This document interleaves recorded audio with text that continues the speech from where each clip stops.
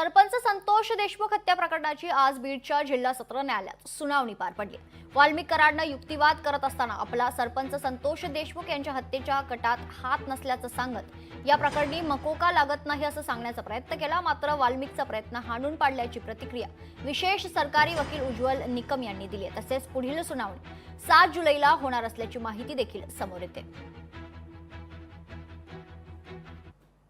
वाल्मिक कराडने त्याचा संतोष देशमुख यांच्या खुनामध्ये सहभाग नाही, मौका लागत नाही अशा रीतीचा त्यांचा जो युक्तिवाद होता त्याला आज आम्ही जोरदार विरोध केला आणि न्यायालयात आम्ही स्पष्ट करून सांगितलं की त्याच्या विरुद्ध काय काय पुरावे आहेत, त्या पुराव्याची जंत्री आज न्यायालयासमोर आम्ही सादर केली। त्याचप्रमाणे कटाचा सूत्रधार हा नेहमी पडद्यामागे असतो आणि आपल्या कठपुतल्यांच्या मार्फत तो दुष्कृत्य करत असतो किंवा ॲक्टिंग करत असतो।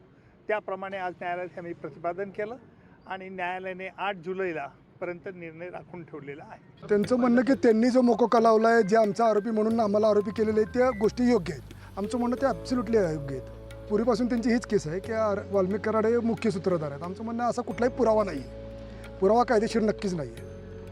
अर्थ लावला तर तुम्ही लावलेलाच आहे अर्थ, पुरावा नक्कीच नाही आहे। डिस्चार्जवर चर्चा झाली नाही, त्याच्यावर त्यासाठी वेळ आज नव्हता मिळाला मेहरबान कोर्टाला। कायद्याच्या तरतुदींची पूर्तता नाही आहे असं आमचं म्हणणं। मकोकासाठी जे लागतं त्या कायद्यांची पूर्तता झालेली नाही आहे आणि ते नसल्यामुळे मकोका लागू शकत नाही असं आमचं मत आहे। लोकशाही मराठी ऐका, पहा, जागरूक रहा।